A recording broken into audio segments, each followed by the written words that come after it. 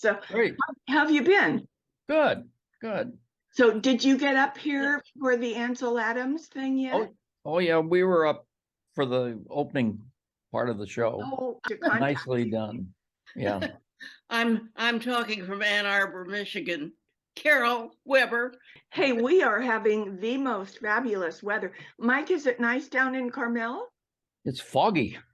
It's Oh been my cold gosh. and foggy. We haven't seen that much sun. Oh my gosh, that's crazy. Well, it's also comfortable. Mike Arnstein? So anyway, Mike Adams, how was it? Was it great? Excellent. It's a wonderful show. I highly recommend it. They've done a nice job with it, and it was quite beautiful. Okay, So we're very pleased. as I recall, it's going to be there for a couple of months Till yet. August. Yeah. Okay, beautiful. Because I want time. We were, we've been traveling, and then we got back, and we both got COVID, and so that and nasty this time. I mean, we were both really sick, and so finally, for the last few days, I'm feeling good again. I had a booster yesterday. Oh, good for you. Yeah. COVID booster. Yeah. Yeah, we had all the I had a booster in January. Terry had one in December. We keep at it. But out of our group of our 8 family members, 7 got it. Yeah, and the 7th one didn't. It's like, okay, he's walking around on eggs, like, oh my God, what's the matter? But anyway, we're all okay now. Well, it's sort of a shock when you realize you're 90 years old. Have you turned 90 now? Yes, I have. Oh my God. Happy birthday. Happy birthday. Happy birthday. We're all coming after you. And Mike Adams, Yes. Did you have your 90th yet? No, August. August. And when are you due, Mike Arnstein? Well, I have to tell you guys, you're much older than I am. I'll be 89 in July. I'm only 88. I'm just a kid. Oh, you're letting all these kids on this, letting all you kids on this Zoom meeting. You're a whole year younger than the rest of us. Yeah, I cheated. I got in early. I lied about my age. Yeah, I'm young. I don't do till the end of November, but you're a whole year ahead. Yeah. Me? No, Sorry. Mike Arnstein. No, I was born on the 1st of December, which puts me in a sort of a strange. No, you're one of the older ones. Mike isn't until next year. Yeah. 24. So he's a whole year behind the youngest of us. Much brighter than I was, probably. No. In the next issue, the July issue, I mentioned the 125th birthday of the Ansel Adams gallery or store in It'll be in Yosemite. It was started in 1902. So Wow. So well, I thought it was 125 years. Not quite, but close. It's close, yeah. Well, don't tell anybody. She's looking good. She's deep into CPA land right now. You're not finished with all your clients yet. Everybody's got a long delay, don't they, this year? Well, supposedly if you're you have until October 15th to file and pay. Yeah. Unfortunately, they said it was automatic. But now they have sent one of my clients, a little note saying he owed $125 because they paid 4 days, 5 days, 6 days. Oh, so now we have to write a nice little note saying, remember guys, there's this disaster law that says, not a problem. You don't have to pay until October, so you can't get charged in any interest. So what a nuisance. Yes, well, I kind of thought that might be happening, and if I would have been smart, I would have sent out extensions anyway. Yeah, I think our guys sent out extensions on everybody, even though we get it in on right away. However, I was headed to my granddaughter's wedding, and some of the people didn't bring their stuff in time for me to do that, so. You were down, was it Puerto Rico? Puerto Rico. Whoa, you are the traveling lady. I am so proud of you. It's getting tough. We just traveled and it's getting tough. It is a little tough. I mean, Well, it was a, missing some of the thought of some of those long plane rides. right, because it was like from 8 o'clock at night until 1 o'clock the Yes. next day before we got into Puerto Rico. Yeah, yeah. Yeah. So, Hey, John Matthews, hi. Howdy, howdy, howdy. Oh, we can hear you. That's great. Can you see all my piles of junk in my little tiny I apartment here? see that. Mhm. What are you Yes, we can. doing? Well, I'm trying to get organized. You were so neat and last time, and now you're a big mess. Yeah, I'm You a just big mess. moved. I'm a big mess. You know it. But we had to vacate our house and I needed, Oh gosh, yeah. we're in the process of trying to sell the house. Oh, okay. Oh, You haven't that's what I thought. You hadn't sold it yet. Yeah. We have not. No. Now the realtor's telling you that you've got to get it all cleaned out so you can quote stage it and sell it. That's exactly what we did. It Oh took me, yeah. took me a year to get it cleared out and now we have it staged. And now we're waiting to be overwhelmed with offers. Yeah, it should be good. I mean, I think the price, the market's still good around here. Yeah. I had a house that I lived in for 56 years in Los Altos Hills. I turned it over to a realtor. So anyway, she sold it in what, couple of weeks? Yes, it went wham. And did she get a good price? Oh, did I ever? Oh, God. Okay, so she didn't ruin it by staging it. Oh, no, evidently they were willing to, she painted everything white. That's the way they like it. It makes it look clean and big. Well, that's what we had to do. We painted ours white, put on new carpets in the living room. He two even bedrooms. painted my teak paneling white. oh, Oh, wow. oh, bad. Oh, no. Anyway, but for the first couple of weeks, it was completely vacant and that it didn't look good. And now that it's staged, I think I want to move back in. Yeah. No, I don't like what she did to mine at all. So it's doesn't No, matter. my But neighbor had did hers. the buyers like it? That's what matters. The buyers liked it, and yeah, well, I moved out of here because my daughter lives one of my daughters lives in Ann Arbor, Right, right. and now I'm in Ann Arbor, Michigan, and I'm living in a retirement home, but I have a beautiful apartment here, and Yeah, that's great. Hey, Chuck, and you've got Hawaii in the background. Are you really in Hawaii or are you in, where are you? I'm actually in Kentfield. That's Okay, great. You're in Kentfield. You, my boy, you just had your 90th birthday. I did. Wow, I heard about it. It was that big a deal that I even heard about it. Oh my God. I just had mine also. Well, we're gonna talk about that when we get everybody on. It's just about time. It's a few minutes after 3. Jean Mudge is just looping on. We'll give everybody a few minutes. And sometimes people come on a little bit later, but that'll be fine. There she is. Yeah. Hi, Hi, Jean. Can you hear us? I can. Oh, Yeah. we can hear you too. Welcome. Welcome. Well, good to see you guys. I've been thinking about how everybody's doing. You know, we're going through so many changes. I don't know how you feel, but these changes are just every day, and they're so different from the way we were brought up, etc. Oh, yes. Yes. Do you think that we're beginning to outlive our time? Oh, golly, don't say that. Not, I don't I really tell say you that. why. I tell you why. I mean, even if you don't have grandchildren, you know young people or you see young people from time to time.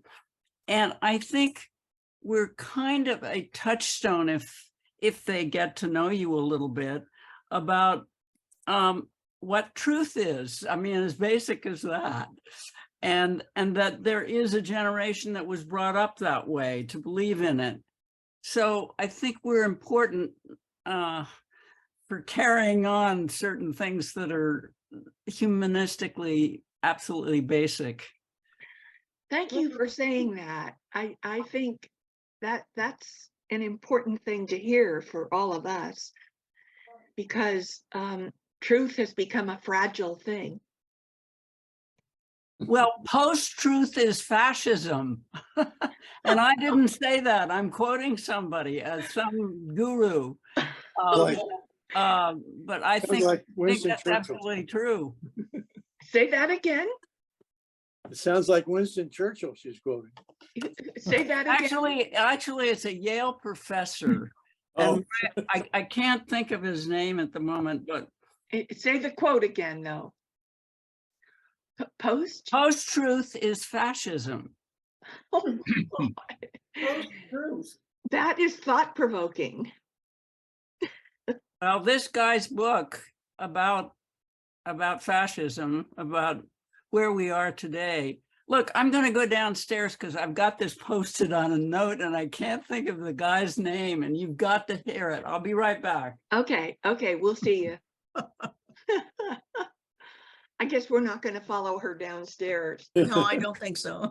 I see Dave Bragg is coming on, and yay. Marcia is going to be there. There, there she Hey, is. hey, there she is. Hi, Marcia. There, everybody.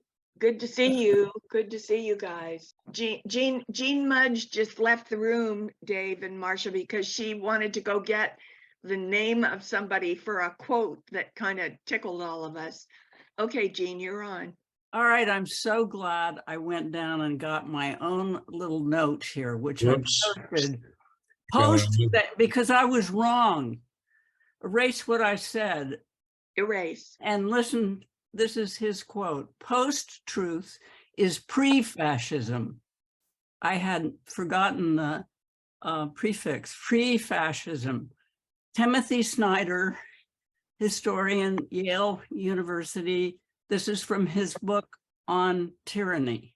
I studied at Yale after Stanford, so you know, I hear about him in the Yale alumni news, and this really hit me. And oh, the book on tyranny is a teeny tiny book, and it's in paperback.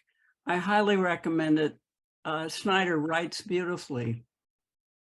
He is a Eastern European expert, and he's been in Prague for the last year studying what's happening among the post-Soviet nations, whether they're independent or whether they're pro-Russian or whatever. I'm going to write that down. It's called tyranny. Post-truth is pre-fascism. All right.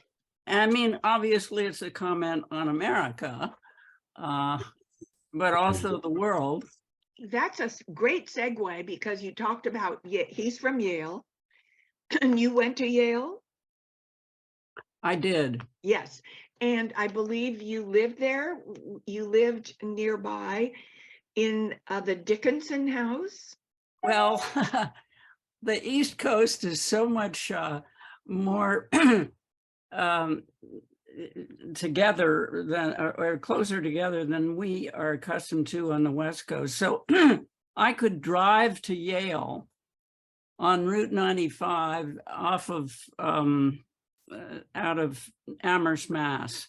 So very easily, within an hour and a half, I was in New Haven. So that's when we lived in Amherst. I went to Yale to get my doctorate. Okay. But as I recall, when we last talked, you told about your family. There was like 14 of you, 16 of you going to the East Coast, and this was to the Dickinson house?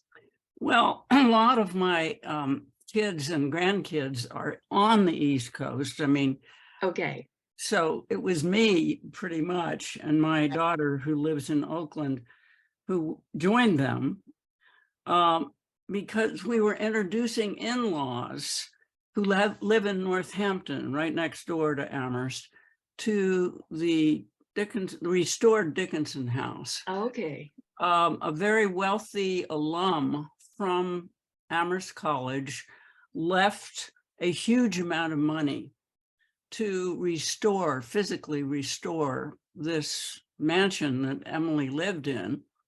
And it needed it sorely, everything from the foundation to the roof, you can imagine. And it was a big house. So that is not only the thing being restored, but her brother's house next door with this money from the alum. And it was the occasion of the reopening of the house that we attended and had a great family reunion at the same time. Gene, I love it. Mike, this is Mike talking.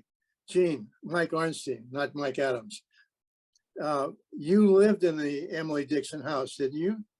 Correct. And didn't you write and study about her quite a bit? I wrote a book about her, yes. Right. And did she write 1,800 poems? Nearly. Nearly. Did you read them all? Of course. There you go. You guys didn't know that about her. She is probably known as the foremost expert on the famous poet Emily Dickinson. Right here on our screen here, Jean Mudge. I'm telling you, I know that. Well, listen, there are so many scholars. Dickinson may be overwritten almost. 1,800 poems. They called her the Belle of Amherst. Was there any special event, and were you recognized during those events? Well, we had lunch afterward with the director of the museum and our little group. I mean, it was a small group, which was highly privileged. And we reminisced. My kids grew up in that house, you know, I mean, that's one of the big lures for them to return and see what it was like. Because what they did in the recreation, really it's a recreation, was to go back to the original architectural structure in as close as they could get to the Dickinson era, because it had been changed over the years. Very, very interesting. Very, very nice. Well, I'm glad that your whole family got to do that. And your daughter from Oakland that traveled with you, our children who live here, when we do travel, they go now because they insist that they are our handlers. And so on our latest trip, we had 5 handlers. That means they had different shifts that they got to. And you know what? We loved every minute of it. It was so great having all those handlers. Yeah. And where did you go? I'll tell you about that later, because I will. I've got a bunch of stuff to tell you about, but I am so lucky when I edit all of these movies that we're doing and put it on YouTube for you. When I get to review it, I get to review what you've all talked about. And so this time I made notes, and there were so many things that I wanted to ask you all this time. What happened with this? What happened with that? And so the first one was Jean Mudge, and I got to find out about this fabulous reunion. But the other one that I wanted to ask, and this will involve all of you now, and that is that we are all approaching 90 years old. Terry, my wonderful husband, up in the right-hand corner there, you're not, what are you now? 92. And it gives me great inspiration to live with him and see him and think, yeah, okay, I can do that. If he can do it, I can do it. So we're all hanging in there. But I thought I would ask, and I know, John Matthews, you were planning like the band marching. You were going to try to get the band to come play at the Sequoia. Well, what did you end up doing? It wasn't the Stanford band, we'll say it that way. the Stanford band is no longer a marching band. It's a, No. I don't know what you call it band, but it's not a marching band. No, but this is a band that plays traditional jazz. That's New Orleans style Dixieland that has the San Francisco touch to it. That we remember hearing with Kirk Murphy and that kind of thing. But there's a fellow named Clint Baker who, for the last 30 years, has been playing this traditional jazz in the Cafe Baroni, which is in Menlo Park. And so I treated, I'm now out here at the Sequoia Portola Valley. That's a senior residence in beyond Stanford near the hills. And anyway, we had Clint and his band come out and play. And it was a Saturday afternoon, March 25th, celebrating my 90th birthday. And it was a fantastic gig. And it was so fun to see all these independent residents here at Sequoias enjoy the music so much. They remember it as well, but some of them got up and started dancing and all that kind of thing. So it was fun. I love it. That was Yeah. great. That was really great. I mean, well, you remember, I was in Alphaville. We had a Dixieland band in our house.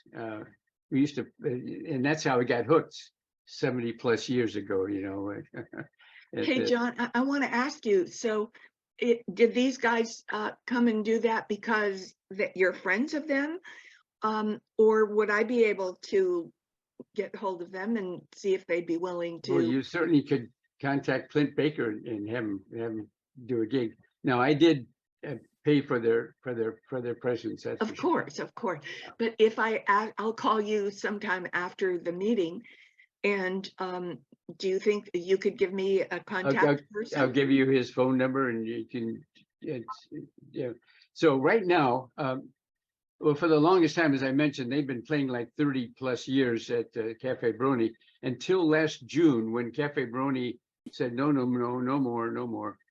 But now they've begun to play again at Cafe Brony on what I call the 2-4-6-8 schedule.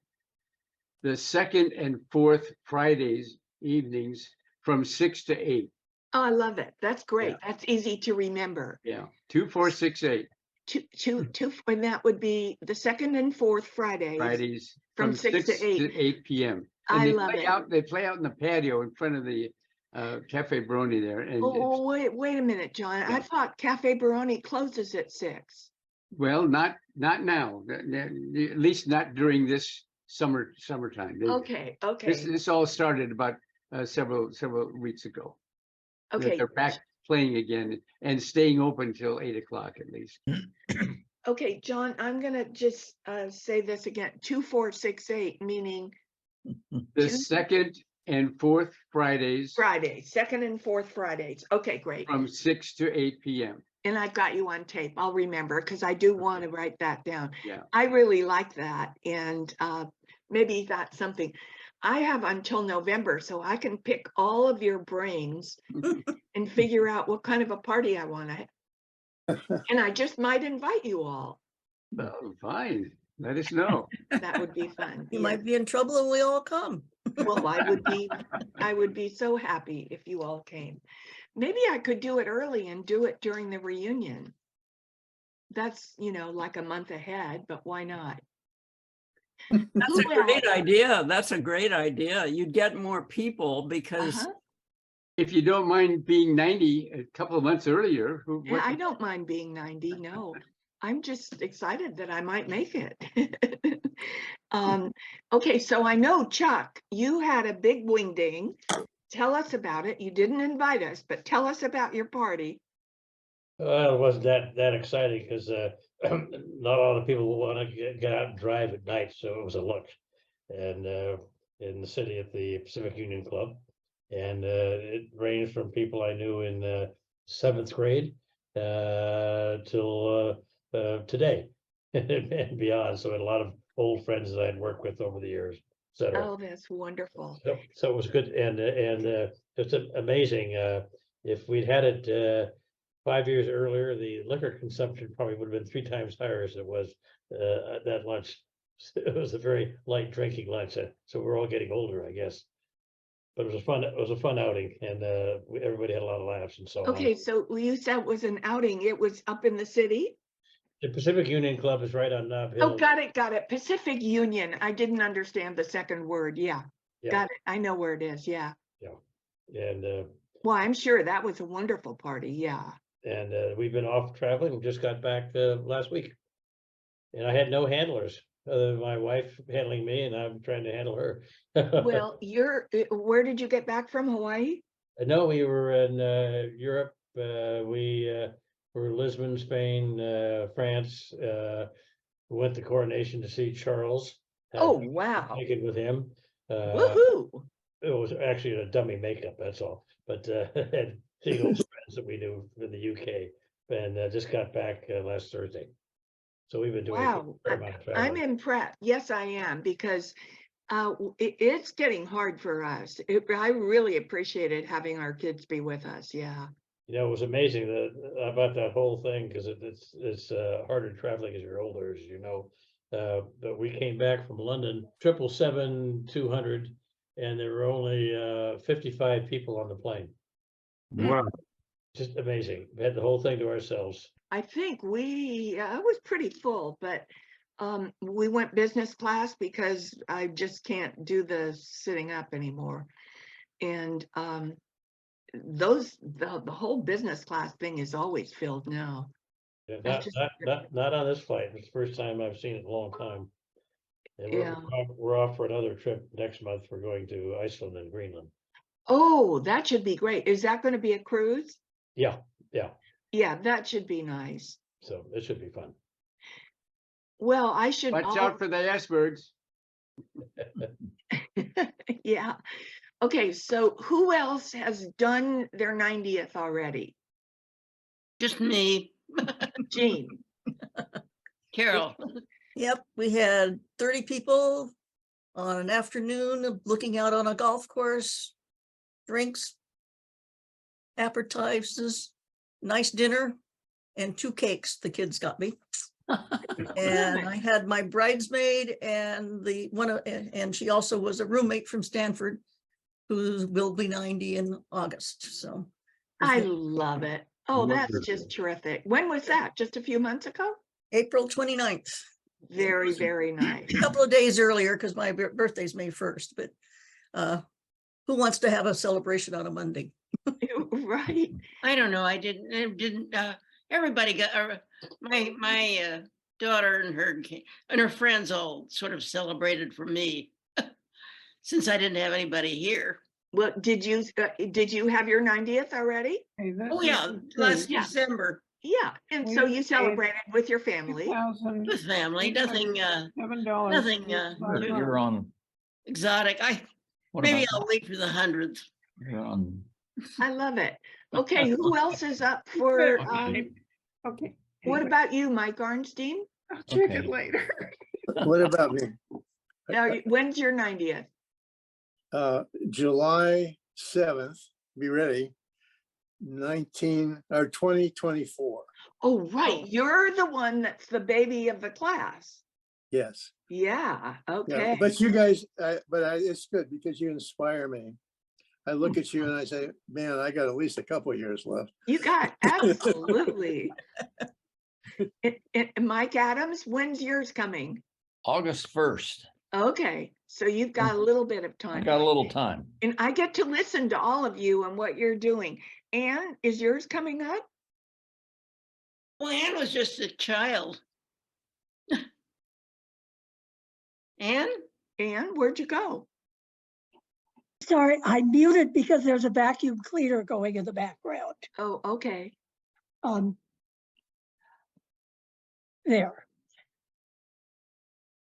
I'm only 88 and a half. Oh, Yay. wow. Oh, So I Hey. think I may have been the youngest person in the class. I'm not sure. But Anne skipped a lot of grades. well, Okay, so you've got a while yet. You can plan ahead. but What I'm about you, feeling Dave? much better about being 88 going on 89 than I was about turning 80. Okay. So And when is that going to happen? My birthday is January 14th. Okay, so you, It'll be 25, okay, 2025. okay. So you are 89 now, I'm 88. 88. So you won't be 89 until January. All right, you and Mike are going to be both babies of our class. I love it. Hey, Dave Bragg, when is your 1 year turning 90? So in the meantime, we've got Ben Vernassa. I know you're there because I see your little plane, but you're hidden. No, There I'm not. you are. There I am. You're always hiding yourself until you're ready. Okay. How are you doing, Ben? Well, pretty good. I will be 90 on February the 24th next year. Oh, wow. So you're another young one. I always thought I was the youngest, and I'm not. I'm telling people I'm pushing 90. You sure are.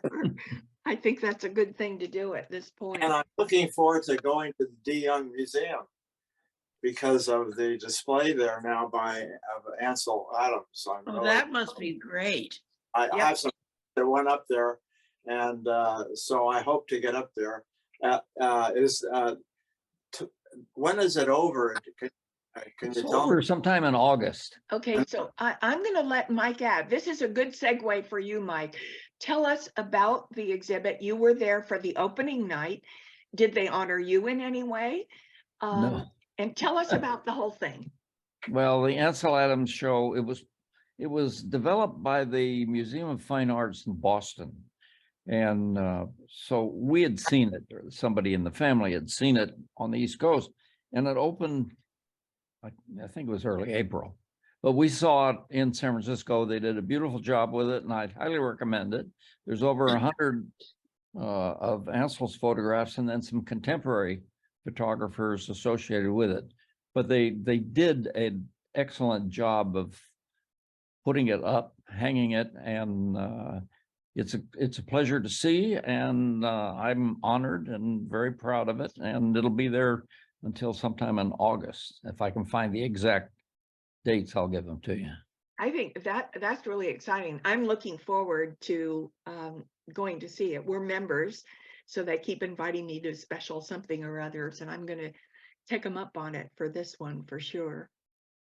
Do they still have a small gallery for Ansel Adams in Yosemite like they used to? Yes, that's the family-owned business. Right. And this year is its 121st. It was the 122nd year in Yosemite. Wow. Yeah, same family.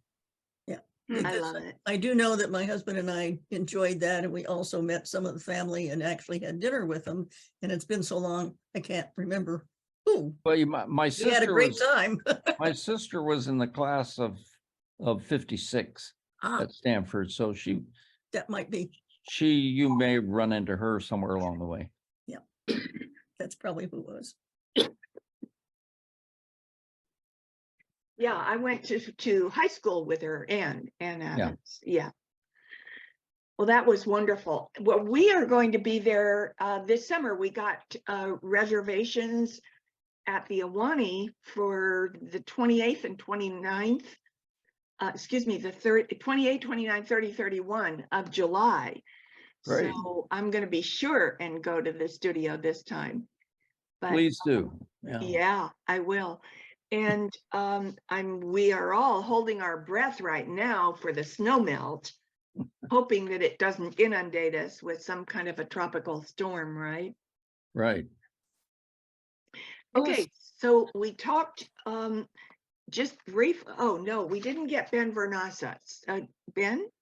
Yeah, I'm here. Okay, so we're talking a little bit about travels. And have you been traveling? It seems to me that last time you got on that plane several times, landed one place, and then took a train. Yeah, last May, I had a meeting in Denver on a Friday of a certain week, and then I had the beginning of the week, I had a conference to go to in Chicago, So I flew to Denver the beginning of or the Sunday before and took a night train to Chicago, which was sort of fun. I hadn't been on a train for a long time. That's neat. Food was pretty good, actually. I was a little surprised because I can remember back when it wasn't. And then came back on Friday to Denver. Now I have 6 flight plans in my computer when I'm flying. And I know the weather. I mean, I look at the weather pretty seriously, flying the Rockies and the Sierras. So the first plan is direct. The second plan is if it's a lot of bad weather up in Wyoming, I go to New Mexico and up. And the third one is opposite.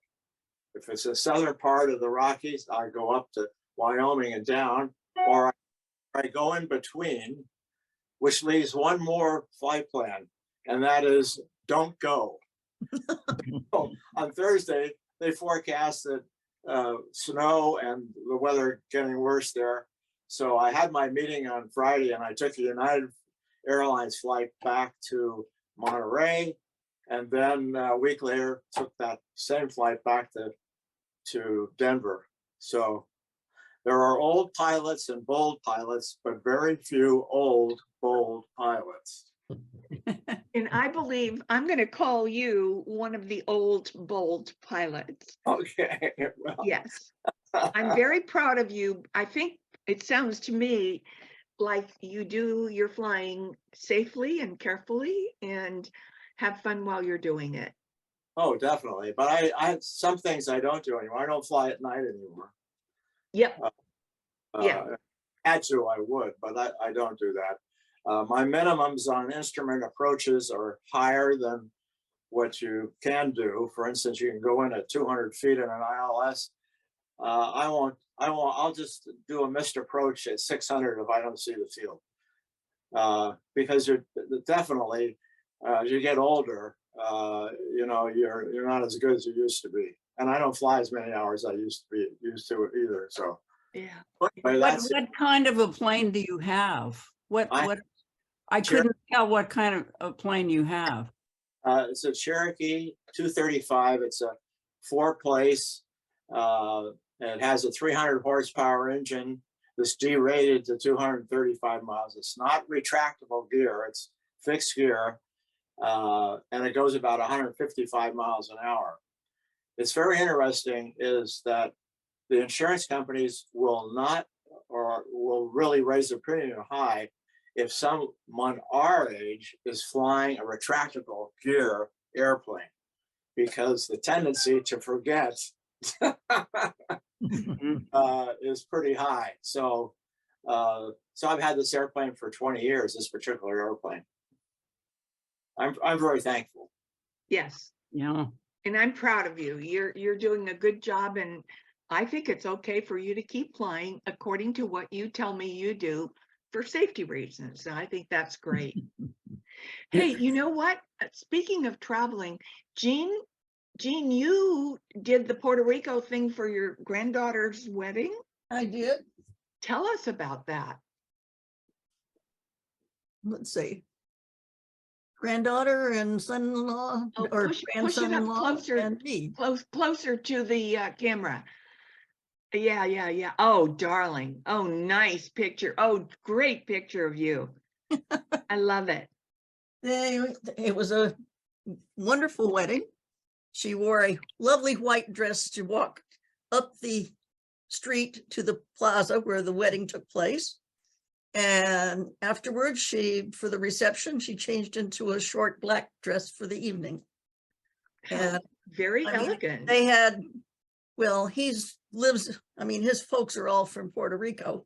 And so there were like 150 Puerto Ricans there and 8 of us from her side of the family. And is she going to be living there? No, they both work in New York. Okay. They live in Brooklyn. But Okay, so his they went mother, there. father, cousins, uncles, aunts, most of them all are down in Puerto Rico. So Okay. it was a destination wedding, but I love it. I It love was, it. it was very nice. It was, and the hotel was excellent in treating us very well. Very, very nice. How long were you there?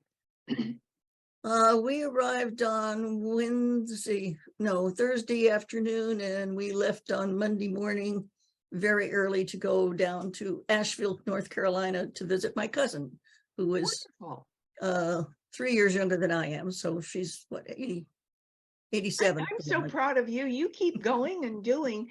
Now, did you say that you had one of your kids with you? Yeah, my son flew with me, Okay, good. and my daughter and son-in-law were already down there since father of the bride and mother of the bride. Okay, so you had sort of a handler this time too. Well, yeah, sort of. In fact, I got ill and I had 2 kids bringing me whatever I wanted, if anything. Yeah. What'd you do? Did you have COVID again this time? Oh, no. Okay. No, apparently my liver is not happy all the time, and so they're trying to fix it. Okay. How are they doing with that? I feel good. So 4 days in the Today is hospital has good. been doing wonders. Well, I told you, I'd tell you, Terry and I went on a very nice trip with Stanford, and that was to the tulips in the Amsterdam and in the Netherlands. And it was on a barge, and it was absolutely wonderful. As usual, Stanford's trips are always what would you call it, value added. They end up doing things that surprise you every time, things that aren't on the schedule, that they're always working on it till the last minute to see if they can make it work. So once again, we had a very, very exciting, wonderful trip. Marge, who was the professor who led the trip? Oh, Terry, help me. Bert, somebody, Patronode, Bert Patronode. right. And Okay, in 2014, I took the same tour with him. oh, And wonderful. he's really outstanding, isn't He he? just did a great job. Yes, Yeah, just terrific. Yeah, well, I did the barge thing too. Yeah. Did you get off and bicycle? Oh, yeah. No, Terry and I didn't. We had 5 of our kids, I mean, spouses and kids. Yeah. No grandchildren, just our children's age group. And they all did the biking. But that day, Terry and I, no, we're not into biking anymore. Sadly, we're too old for that. But we got on, Nonsense. we sat on the back deck, and it was a beautiful sunny day. And as we barged through the canal adjacent to where they were biking, it was all the big old windmills. And so we got to see that and enjoy sitting out there. And they asked us, would you like a bite to eat? Because lunch was not included. Obviously, everyone was off the boat except us. And so I said, oh, a couple of slices of mortadella from breakfast with just a piece of French bread or something would be wonderful. And the chef said, oh, no. We will take care of you. And so he prepared this gorgeous homemade pasta and served us this lovely pasta dinner thing out on the deck. So it was absolutely lovely the day that we didn't get to go. But we did most of the things partly because everybody was very kind and making it happen for us. But I have to say, that trip was probably our swan song for Stanford trips. We've done many of them, but they are really more active than we can do without making it an imposition on other people. And I don't think we imposed on anyone because we had our own handlers who made sure that, they did whatever was necessary to help us. But at one point, everybody else on the ship left, and Marge and I were sunbathing on the fantail of the boat and going through locks at the same time. And of course, we had to wait considerable amount of time for the lock to clear of all of the boats that were going in the opposite direction. And there were two small boats behind us waiting to go through with us. And at one point, one of them hollered from the shoreline, We're back "Is on. this your boat?" Is this your private boat? It's And like, we should no, have no, answered- no, no, no. Everybody well, else we is should have off on answered doing other yes, things but, today. we had to confess that it was really not our boat. We must have looked on royalty, like royalty on this grand barge sitting there all by ourselves. But we had a wonderful time. And I'm going to share with you, I'll try to make this as brief as I can. One of the surprise things they did, first of all, the barge, it's not like these wonderful big barges that you see on TV ads all the time. This is a very small barge, and therefore, there were only 23 of us, and therefore, they can sneak around all these canals. They can make right turn, it's like, where are we going? What are you doing? Oh, well, there is a bridge down at that place where we were going to go. So we're making a U-turn and going around, blah, blah, blah. They can go any place they want to, and they can make last minute surprise plans because they can do that. So one of the places that they took us, and they said we could not do it because we would have had to walk a mile on like cobblestone, and we elected out. We said, no problem, we're happy, we're gonna stay here. But our children obviously all went. And they went to a place called the Pilgrims Museum. And have you ever heard of that, Jean Mudge? Yes, we went there too. Yes. Okay. And so this Pilgrims Museum is two small rooms. You can see my office here, like 2 rooms this size is the full extent of the museum. And it's a relatively young couple that run it, and they are still gathering material. And so what we didn't remember or understand is that the Pilgrims didn't leave from England. They left from England and came to the Netherlands, to Amsterdam. And they collected for 10 years. They were there collecting money and boats and supplies and whatever, so that they could make this grand exodus. And they had 2 boats. One was the Mayflower and one was the Speedwell. Right, I got that story too. Yes. I have a Mayflower ancestor. Okay, so my daughter-in-law has a Mayflower ancestor. And in the group that looked at this museum, there were, say, 20 of them there. They split into 2 groups of 10 because it was too small to have them all in one room at a time. And so she and her husband and whatever, half the group was in that room. And in the course of the lady telling them about it, my daughter-in-law had a chance to ask a question, and she said, did you by any chance know? And she named her ancestor who was on the Mayflower. Is that, one of the people that you have artifacts? And she stopped cold and she said, oh my God, we just yesterday bought a whole set of medicine pots. He was a doctor, and they kept medicines in little ceramic pots, and they found somebody, a collector, who had a whole set of medicine pots that went back to this particular man who is my daughter-in-law's ancestor. And of course, it was just sort of mind-blowing that this coincidence, and she pulled them out. She had them in the cupboard. They hadn't even taken them out of the containers yet and put them out on the table. So we have this wonderful picture of her with these artifacts that came from her very ancestor. It was very, very exciting. She was almost in tears. Yeah. Because she has been looking for a long time for connections with that. So anyway, it was a wonderful trip and we loved it. And the tulips were, of course, the main thing. And one of these days, we will gather all of our pictures, and I think it's definitely worthy of one of my movies that I will tell you about when I ever put it all together. But we did a lot of moving action things, one of which was one of our sons rented a bicycle with a driver, a rider, and it had a two-seater in back.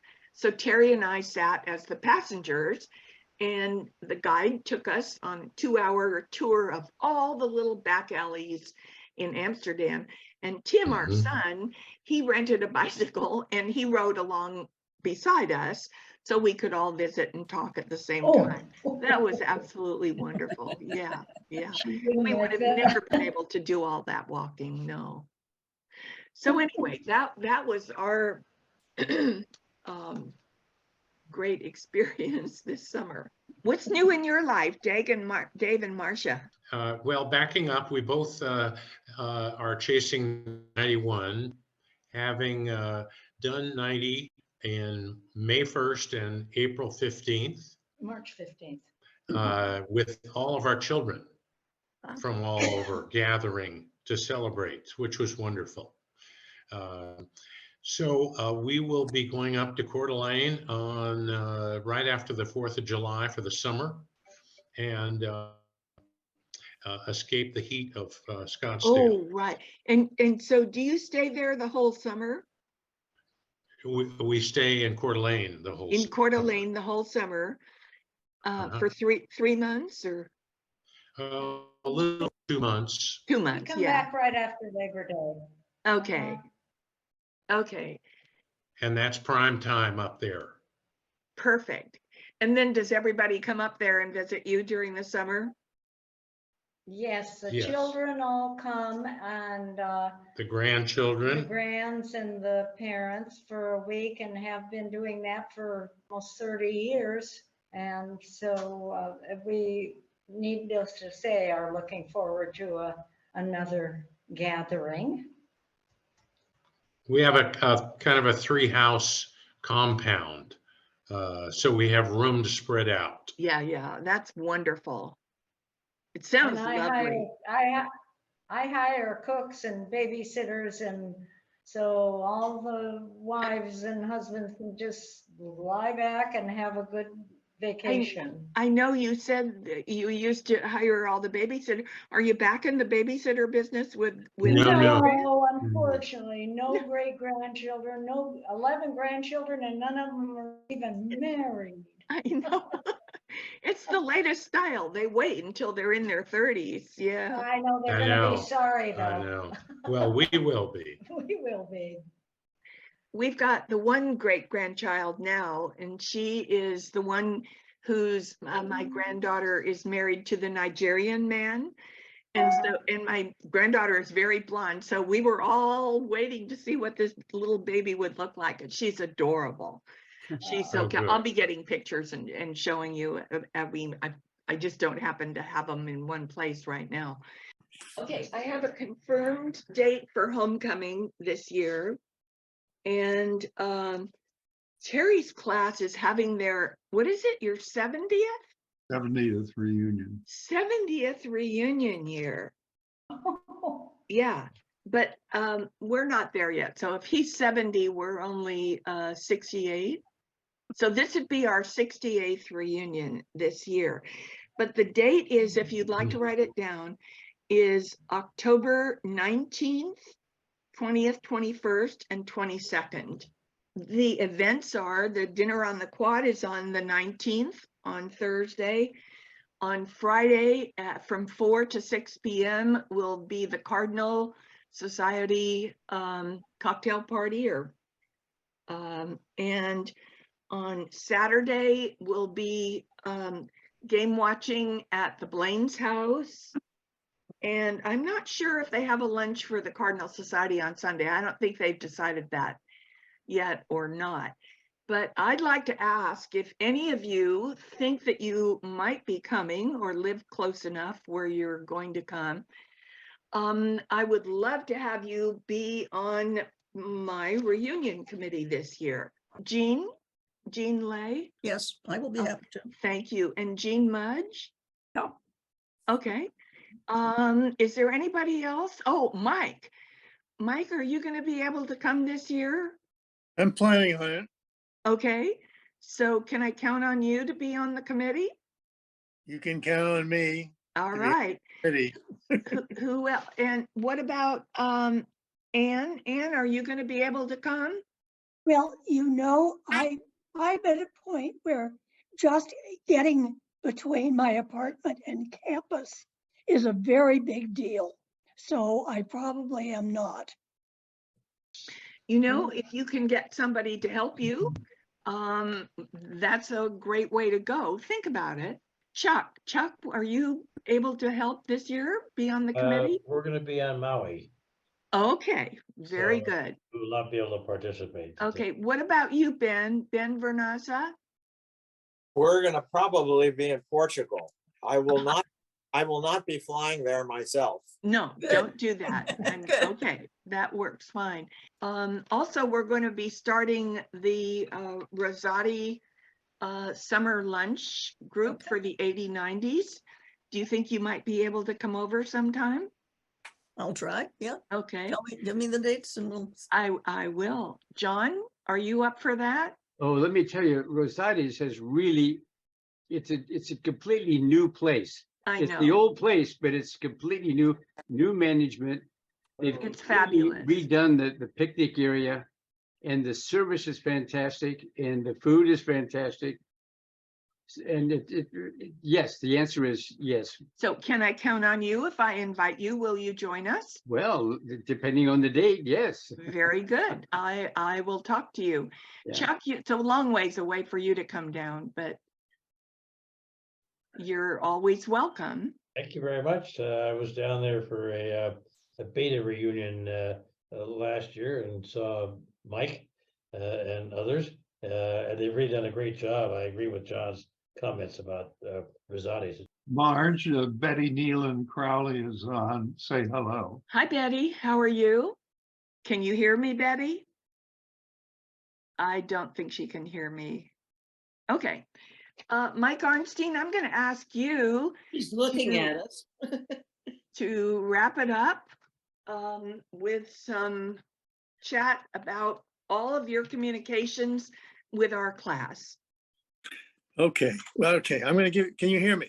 Yes. Yes. Okay, so here's the deal. First of all, last Thursday, the coaches, the basketball women and men and the new football coach showed up at Tony Moshe's ranch in Mission Viejo in Orange County.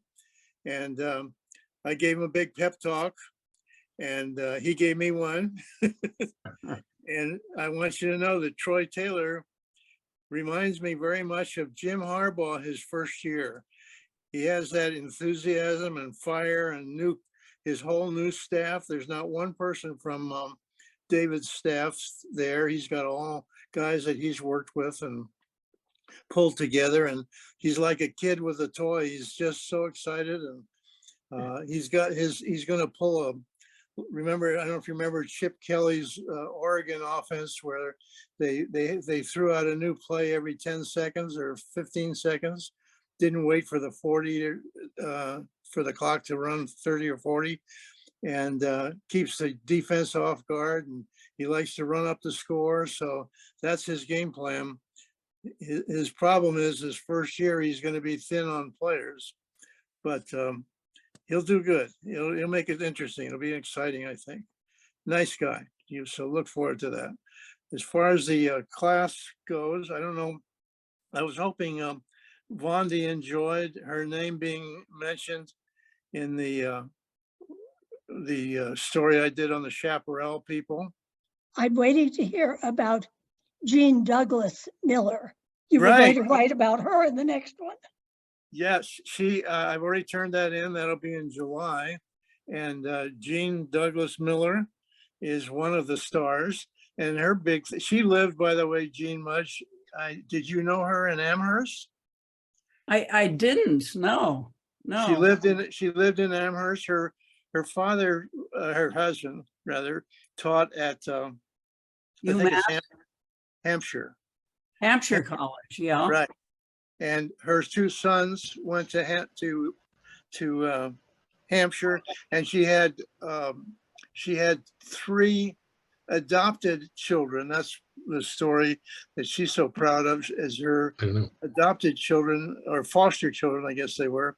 One from Beirut, a girl who went to UMass, and 2 boys from Cambodia. They were part of that refugee group that came over when Cambodia got so nasty. And the 2 boys, one of them's a mathematician, went to UMass, is a mathematician at in Boston area, high school teacher, and the other one's back in Cambodia. Anyway, that's Jean Douglas's story. She's really interesting and excited about that. And what else? Oh, I told about Mike, and I told a little bit about Chuck's birthday party at the Pacific Union Club across the street from the Fairmont Hotel on the prime property. And I also told about Dave Bragg, what a nice guy he is. I always tell about that. And his wife, Oh, Marcia. good. Marcia is one of my favorite people. If it wasn't for Dave, she'd be my girlfriend. So then I'll tell you a little bit about the September issue, which I'm writing right now. I met up with a guy named Peter Wu, who was the shortest man in our class. Did anybody know Peter Wu? And he has a picture when I took he lived in Encina. He was the shortest man in Encina. And and Peter took a picture with the tallest man in Encino, which was Russ Lawler. Oh, yeah. So he lives in Ann Arbor and was a scientist with Park Davis and then Pfizer, inventing medicines to take care of diseases. He was a very advanced, he has patents and wrote a lot of stuff, and he's a great Christian person. I mean, he's very involved in the Baptist church, the Chinese Baptist church. And Wow. he's very interesting guy. Yeah. Okay. Then there's, oh, I forgot. In the July issue, which is already about to come out soon, there's a guy named Bill Bosinger, and he was a friend of Jean Bashur Toll from kindergarten. And Oh, this guy, him. huh? I knew him, yes. Yeah. Oh, you did. Okay, there you go. Well, Bill. He used to study with my first husband. Oh, okay. Okay, that's good. Long gone. Yeah. Well, he not only studied with him, but I think that you girls really got to be friends together. Bill Bosinger is an interesting guy because he's one of these guys that made decisions and stuck with them.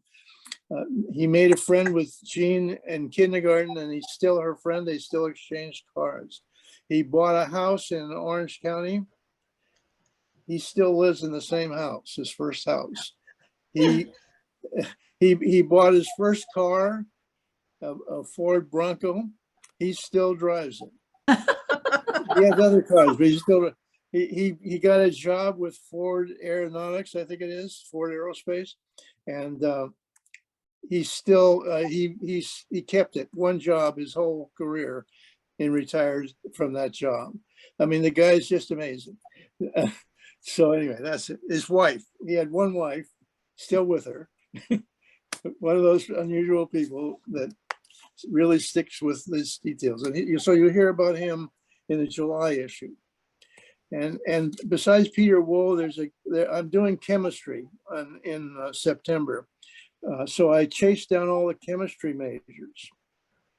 And unfortunately, a couple of them have died, but I got a story about Carlos Miranda, who was the head of the Department of Energy in Bolivia, and also a commentator and very loved and respected guy in Bolivia. Unfortunately, he just passed away.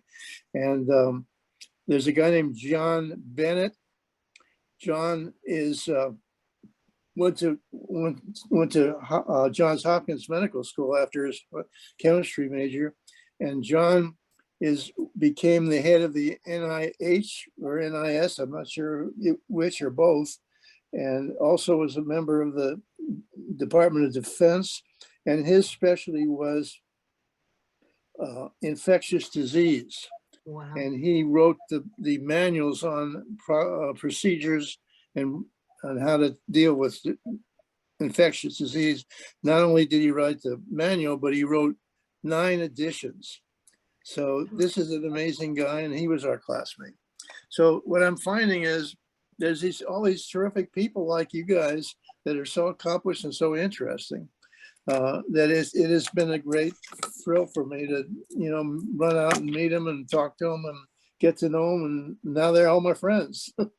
So, and I share them with you. So, Mike, you just do a great job. I can't tell you how much I appreciate. And it seems to me the last magazine that I've got on the end table, it seems to me that we are one of the oldest classes that still has our own class correspondent with a huge big long column written very, very well, and not the least bit boring. It's very interesting. And I think after us, as they get older, it begins to diminish. So please hang in there. Don't leave us. Don't stop doing it. You're absolutely wonderful, and I appreciate so much reading about all our classmates and getting to know the people that I didn't know when I was at school. How could I have missed meeting all these wonderful people? Yeah, good job. Really, great job. thank you. Thank you, Ben. Thank you, Ben. And Yes. so now Here. I want to thank all of you for joining us once again. Once again, each of you, without hearing your stories, your adventures, and what you're doing, this wouldn't happen at all. So I thank you. I appreciate your being with us. And I will edit out any ups and oops, and we'll end up with a smooth, wonderful piece that I will send to you. Shall we meet again in, what is this? This is May, June, July. So we should meet again in August, probably the 3rd week in August on a Tuesday. Is that okay? I'll put it in. One never knows. Marge, you want to get a picture? Oh my gosh. Either that or yeah, I'm going to get a picture. I don't always like the screenshots because none of you are all smiling at the same time. So let me get, okay, Betty, if you can hear me, Betty, you're going to have to look better than that, or you're going to look not so good. Photoshop can't fix what you're doing right now. Okay. I know. All right. So I'm going to do like a 1, 2, 3. And when I'm at 3, you're going to look the very best you can. Okay. At 90, it's difficult. All right. Are you ready? 1, 2, 3. Here we go. And again. Again. All right. I'll pick the best of that. Thank you. Hey, Ben. Thanks for joining us. And Betty, if you Always want to have stay one. on, I'll talk to you privately, but I don't know what else to say to you. But thank you so much, everybody. Good to see you. Okay. Thank you for putting it together. Thank you for Bye. keeping us together. Okay. Bye-bye. Bye-bye. Bye-bye. Nice. Bye, everybody. Bye.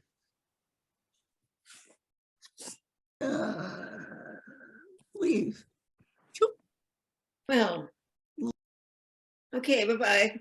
Bye-bye, everybody. Bye-bye. And we'll get together with you Hang out next week. to Yes. And change I'm times. still on because the cat wants to play with my hand if I touch the mouse. I love it. Oh, nobody ever.